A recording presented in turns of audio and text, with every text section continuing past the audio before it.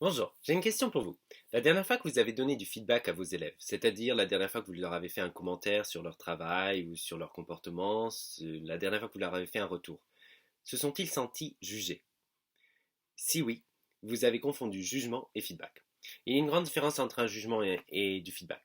Le feedback, à l'inverse du jugement, donne des commentaires et des indications sur comment progresser, mais ne parle que du travail, que du produit que l'élève a produit.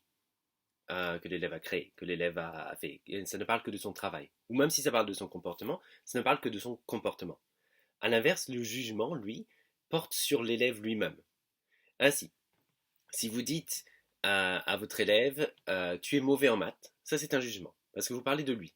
Ça lui donne l'impression que de manière inhérente, il est mauvais en maths. Si à l'inverse, vous lui dites, ton travail sur les équations ne montre pas que tu maîtrises comment résoudre une équation, là vous parlez de son travail. On peut prendre un autre exemple. Moi, je prends toujours l'exemple de la tarte dans beaucoup de mes vidéos, dans mon livre également, dans mes stages. Prends l'exemple d'une tarte. Je vous donne une tarte qui est très laide et très mauvaise, que je viens de faire.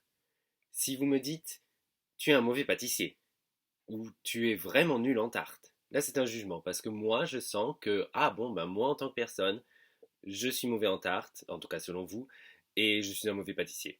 Le problème avec un jugement, c'est que ça donne l'impression que c'est inhérent, ça ne changera jamais.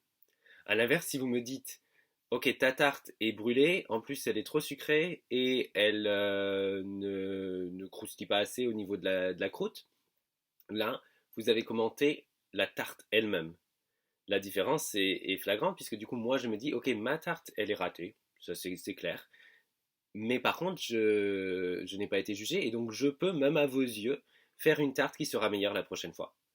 Donc c'est une différence très importante à faire lorsque vous donnez du feedback à votre élève. Est-ce que vous êtes en train de le donner sur son travail ou sur son comportement, sur quelque chose qui est externe à lui, ou est-ce que vous êtes en train de le donner sur lui en tant que personne et c'est en train de le juger.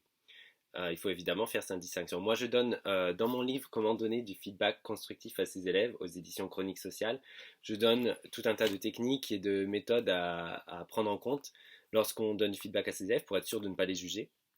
J'en parle également dans mes stages, des stages que j'anime sur Bordeaux, Toulouse et Foix également, et puis ensuite un peu ailleurs à la demande, afin de vraiment vous faire en sorte que vous donniez en tant qu'enseignant, en tant que formateur, en tant qu'instituteur, professeur, n'importe quoi, que vous donniez du feedback qui soit le plus utile pour vos élèves, le plus constructif, parce que s'il est jugeant, il ne l'est pas, alors que s'il n'est pas un jugement et que c'est vraiment un feedback bien formulé, là il va encourager l'élève, le booster, lui indiquer vraiment comment améliorer son travail, mais lui donner envie de le faire.